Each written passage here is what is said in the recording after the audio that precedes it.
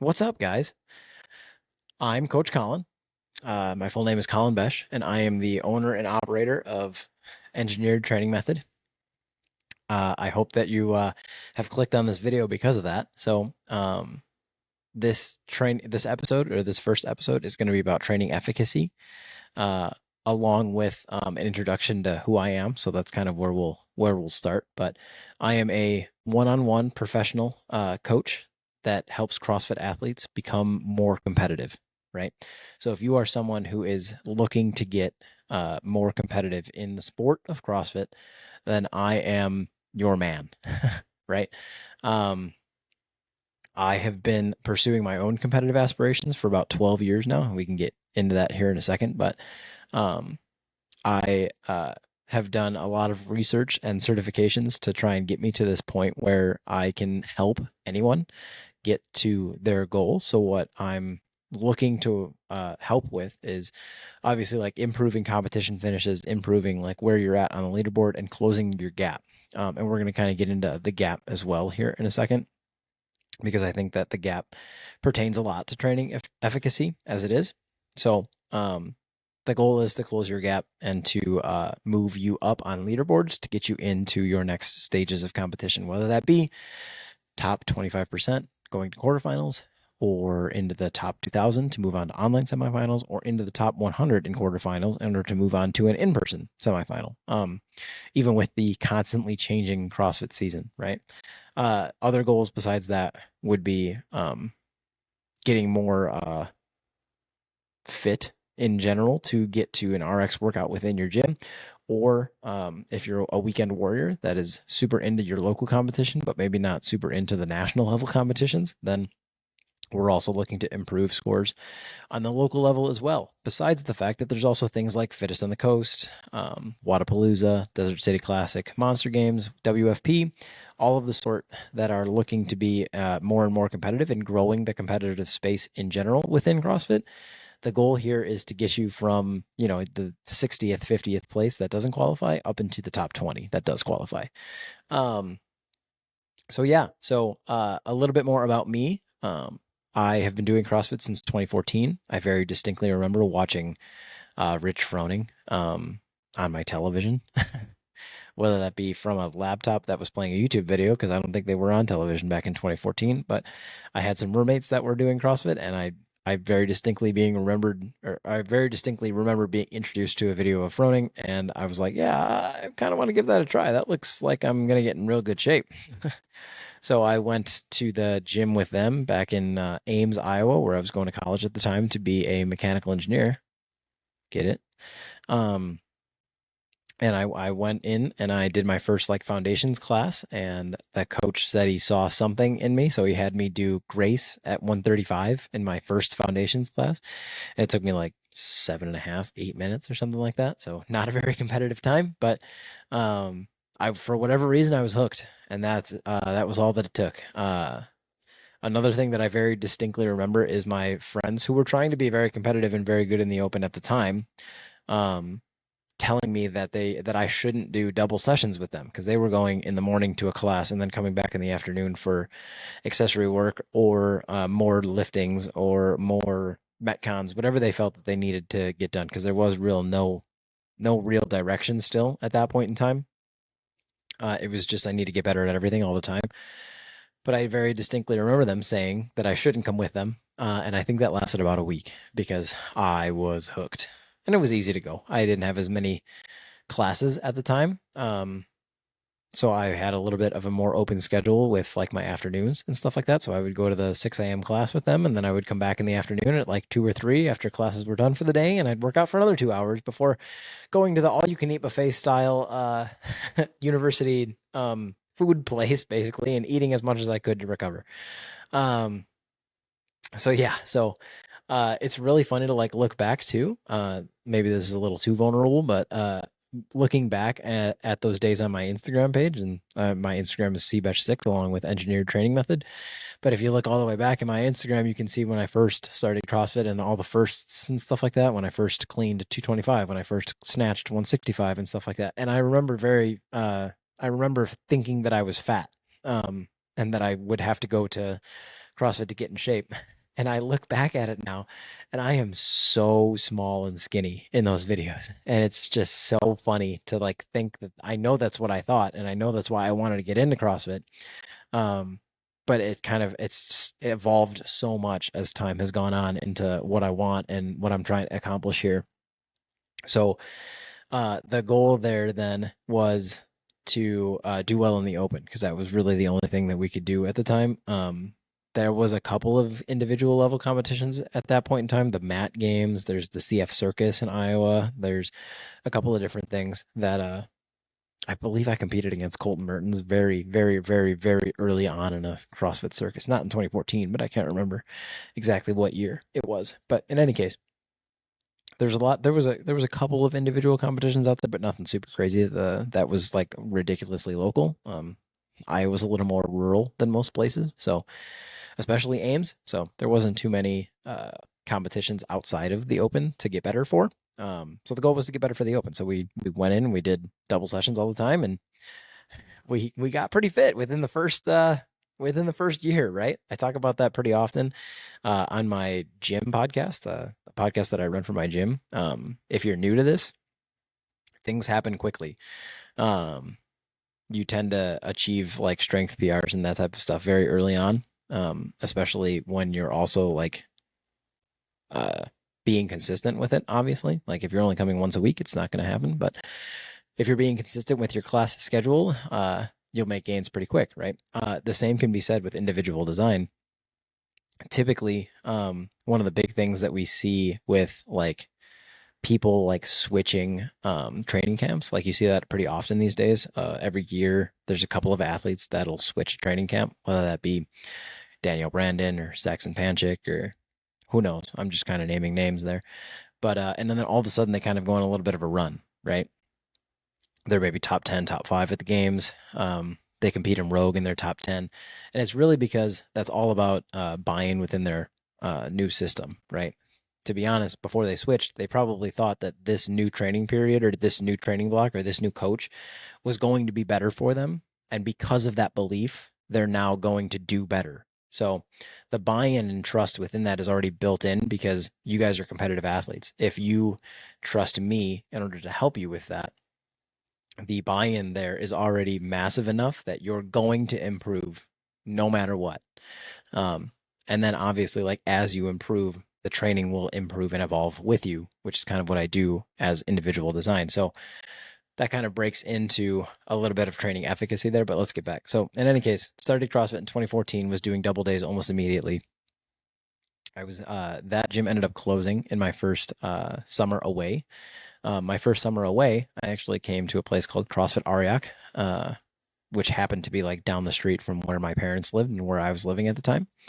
So I met Greg, who is the owner of Ariak Fitness now, pretty early on, and yeah, we hit it off enough that I was there all summer, and then all the next summer, and so on and so forth that I could be. Um, and then once I graduated college, I came home because my now wife was still going to school. So she was here and I wanted to come home. So I got a job around here and I was doing construction estimating for a hot minute before I decided that I was going to make the switch to full-time coach. So because Greg offered me that position. So Greg offered me the position of full-time coach and gym manager and I took it. So I quit my engineering job and I have been head coach and gym manager ever since. That was, I graduated 2017. I worked for 2 years, so 2019. So we're going on 6 years of being the head coach. That feels like not enough, but did I graduate 2017?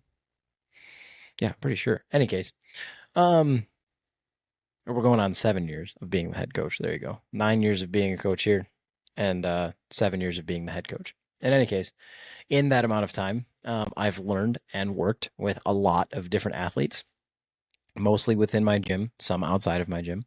And the goal has always been to improve their fitness capacity, which hopefully you'll be able to see here soon on my Instagram page underneath the engineered training method. But the back to myself competitively, I've kind of like tried to step up basically over the last 7 to 8 years of trying to compete competitively. There was a time when I missed Wadapalooza about 5 years. I actually made a video on Instagram. I'm sorry, on YouTube that you can go and check out like what I do exactly and how I'm going to do it, and kind of like a lot of the different like nuances and aspects of training within that video that I have. You can see that on YouTube once again under Engineered Training Method. But what I'm getting at here is in that video I kind of talk about like what I've missed out on in the past and then kind of where I've gone from there. So I did plenty of qualifiers in my day. I've missed out on WFP. I've missed out on I missed out on WFP strictly because of the strict handstand push-ups, but that's another story. I missed out on Wadapalooza for 5 years. I missed out on a couple of different other qualifying. I missed out on Fittest of the Coast 1 year. I missed out on Granite Games 1 year. I missed out on the Can West Games when that was still a thing before they got canceled. So there was a period there where I was trying to do everything and I wasn't succeeding. So if that's sounds like you, I get it. I've been there. It's something that's unfortunately a very real reality in this sport of online competition being one of the major ways to like actually get your name into one of those hats. So online competition is if you want to be competitive in like the national level at the very least. So going to things like Fittest in the Coast or Wadapalooza or Desert City Classic or Monster Games, stuff that I've named already, then you kind of have to be good or at least good enough at online competition in order to make that happen. Which online competition is kind of a very specific lane. And that's what we're probably going to go with training efficacy here. But once again, I'm getting off track. So after missing out on a bunch of those, I kind of really sat down and had a talk with myself about what I needed and where I wanted to go with my fitness. And at that point in time, I was sort of being coached by the Greg who owned the gym. Sort of not. He was kind of just writing programming. But I took it more upon myself to do a lot more film review of both lifting and metcons, and also like I had him stop programming for me, and I went onto some template programs that I would curate then myself. At that time, I needed a little bit more of like a, how do you want to say that, like a writer's block type of situation. And also, I do think that it's very difficult to program for yourself, which is something that we can get into as well. It's very, very difficult to program for yourself and diagnose yourself unless you're absolutely maniacal about your weaknesses, which is tough to do because nobody wants to work on their weaknesses. Hence why I think my strict handstand push-ups have not fallen behind. I've definitely gotten better at them, but there's still something that's a bit of a pain point for me.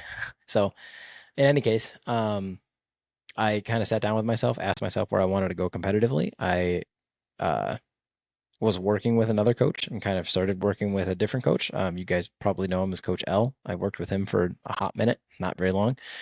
And he kind of helped me see some things that I was lacking. So I worked on them a lot. And sure enough, then I made Wadapalooza 5 years in a row, whether it be on a team, a 3-person team, or individually. I've made the RX division individually twice, and I've made the team division 3 times now. And then I started qualifying for things like Desert City Classic and Monster Games. Like I said, I missed out on WFP, the very first tour stop back in Indianapolis, by a couple of points because of the strict handstand push-ups, but that's a story for another day. So I've taken my own fitness a lot of different places because of the level of commitment that I've put into trying to figure out my own weaknesses and close my own gap. And then that kind of leads me then into like where this training efficacy is going to go here, because like the entire point of this is to build on something that I said in my YouTube video. What I said in my YouTube video was, if I had 2 athletes, one who cannot do a ring muscle up and one who can do 10 unbroken ring muscle ups, they both still need ring muscle up work. it's not like we're never going to do ring muscle ups for the person that can have 10 unbroken ring muscle ups, right? Just because they have 10 doesn't mean that that's necessarily competitive enough to make it to where they want to go, right? It depends on their goals, but still. So the thing here is that one client needs a lot of strength work, right? A lot of skill acquisition work, a lot of strength work, a lot of technique work. They need to be able to get themselves from below the rings on top of the rings, even one time, as opposed to the person that can do 10 unbroken. The person who needs or has 10 unbroken needs more capacity, right? Whether that be increasing their increasing their max unbroken, from 10 to possibly 15 to then 18 to then 20 to then 25, right? Because we're seeing these competitions get more and more advanced with higher sets of ring muscle ups. I mean, we're looking at a few different semifinals this year that had 15 unbroken ring muscle ups in there as almost a necessity, right? If you wanted to do well, you had to do the 15 unbroken. So just being able to do 10 at this point is no longer efficient enough to make it anywhere above semifinals. And that's okay, because we can work on that, right? But what I'm saying is there are two different bottlenecks there, two completely different individuals that have an issue with ring muscle ups.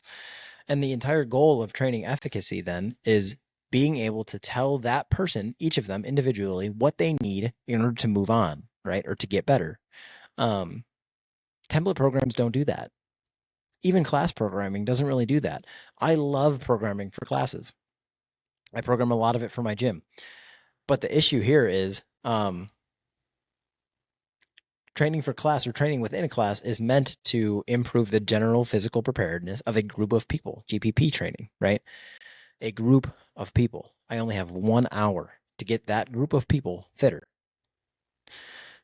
So the training reflects that, right? I'm only allowed to coach so much. I'm only allowed to really get after you guys about, your movement technique and your efficiency within the clean, or, your priority on toes to bar and what needs to improve in order to get from 5 unbroken to 8 unbroken to 10 unbroken, right? There's only so much that I can do within a class because it's made for the general public, which is totally fine. And I love that it does that because it's very good at that. And I think everyone should be doing CrossFit of some sort because it is the end all be all, the answer to the most vexing question, the answer to obesity, right?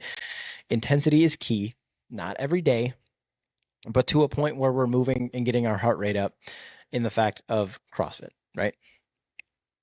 So with that being said, then the person who only has 5 toes to bar, but wants to be able to make quarterfinals, or the person who maybe has 15 toes to bar, but wants to be able to make semifinals, right? If their max set is 15 to 20, we need to improve that in order to go to semifinals. Granted, we didn't see toes to bar in quarterfinals this past year, so I don't have exact data on this most recent set of toes to bar or on this most recent set of quarterfinals in that sense, but we can look at the ring muscle up and the fact that in the end of the open, right, there was 20. For women, basically getting 1 to 5 was enough to get you into quarterfinals. For the men, it was closer to about 10 to 12, right? So we're looking at also ring muscle ups under fatigue or gymnastics movement or skills under fatigue in order to get you to that next stage, because you're not ever just going to start the workout with a set of 10 ring muscle ups. There's only ever been one open workout that started with ring muscle ups, I believe in 2015.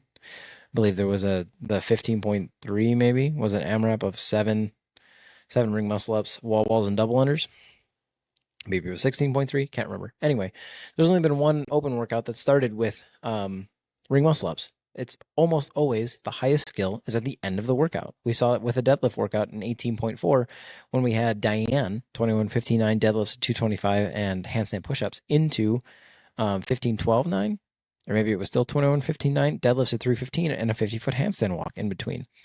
You don't get to do the higher level skills until the end. So when you're very, very tired. So being able to perform them under fatigue is the gap, right?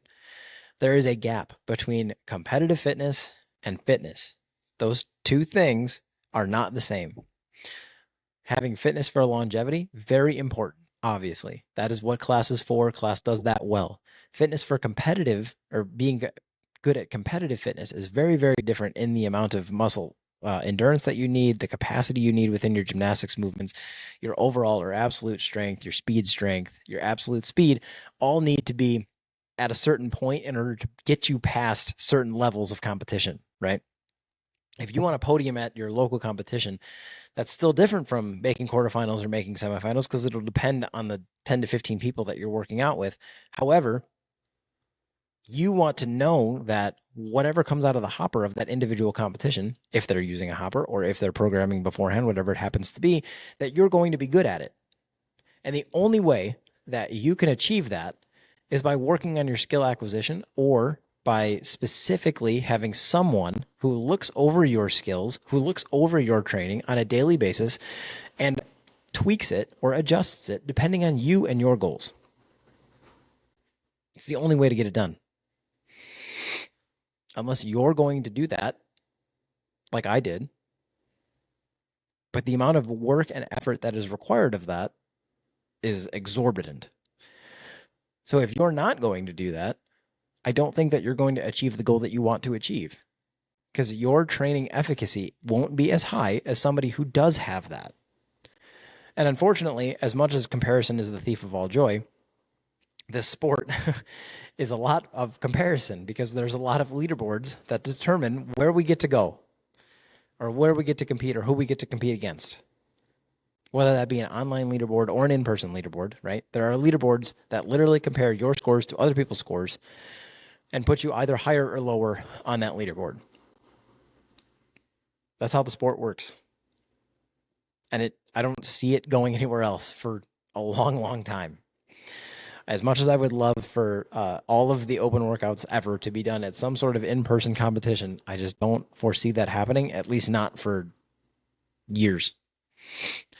So what we're looking at here is taking the gap that you have individually and improving it. Because do you know what's actually holding you back? If I asked you to your face what you thought was keeping you outside of quarterfinals or keeping you outside of semifinals last year, do you know exactly what it is? You can say, well, strict handstand push-ups. It's just like I said with WFP, strict handstand push-ups. But I know for a fact that it's my capacity within wall-facing handstand push-ups because my upper chest and front delts are not strong enough. Do you know that? Do you know why that movement that comes up for you that you don't like, do you know why it's bad? I also know that because of my levers, my arms are very long. Because of my levers, pressing over my head is always going to be hard for me. So in order to improve the movement, it's going to take a lot of work, which I have done, but it's slow going, and that's okay because I know that it's going to happen that way because of my anatomy. It's going to happen. I will get better at strict handstand push-ups. Will you get better at what you want to get better at? Do you know exactly what it needs in order to get better? That's the question that I'm trying to ask here. And the fact that if you don't know that question, then you need someone who's looking at it and evolving with you as you go in order to achieve your personal goals. And that's what I'm here for. I want to work with you. I want to work on closing that gap so that you can go to the top 25%, so that you can go into semifinals next year, so that you can go to an in-person semifinal like Syndicate Crown, because that competition is awesome. I've done it twice now, and I love it. And I would have never gotten there had I not sat down and had that conversation with myself earlier, at this point, 6 years ago, right? I would have never gotten there if I hadn't sat down and had that conversation with myself about how I was going to make myself better. Because, like I said, sometimes it takes a maniacal will in order to get there yourself, or you can have that maniacal will and still have someone who objectively is looking over it and making the decisions for you so that you don't have to think about it. Because like I said, I still think that if I had someone looking over it, then my strict handstand push-ups would have or will get better if someone is specifically looking at my movement. Even today, I had somebody evaluate my snatch. Coaches need coaches too. So, do you know what's actually holding you back? That's kind of the major question here. Because if you don't, then I want to have a conversation with you. And if you do, then I definitely want to have a conversation with you. because I'd be very interested to know how you got to that conclusion and what we can do then to help you close the gap. Because not only is it important to know what that gap is, how are you going to close it?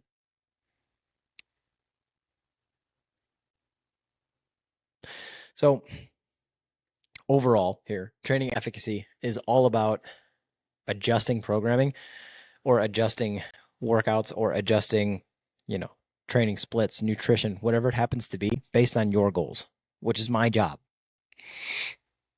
There's a link in the bio that takes you directly to a offer document, basically. That'll give you some more details about how I do it and what it costs, your investment, and how to get started with me. So if you choose to do that, by all means, I hope that I see you in the DMs, because I would absolutely love to talk to you and set up not only the intake form, but an initial consultation, because I think that's going to be where we learn a lot about each other, and we'll see if we're the right fit for each other to move forward. If not, then I hope that you learned something from this podcast, that it is possible to do to achieve goals, even if you're the type of person that's kind of searching YouTube right now looking for CrossFit coaches or any of the sort, because you've missed out on quarterfinals or semifinals or missed out on Wodapalooza or whatever other qualifier that you're super invested in. You're obviously on YouTube for a reason, looking for how to improve that or how to get better for the next time. And I hope that you are able to achieve that goal and find that person to either help you with that or find the information that you need to help you with that. But yeah, so if that's the case, then have a good rest of your day. If you feel like you vibed and want to get started, then DM me either on, I don't know if you can DM on YouTube. You can try, or you can go to Instagram, Engineered Training Method, or at Engineered Training Method. Shoot me a DM, the word ready, and then I'll send you the intake form, and we will go from there. So I hope you found something that you enjoyed, and I hope you learned something, and I will catch you on the next one. Thanks, guys.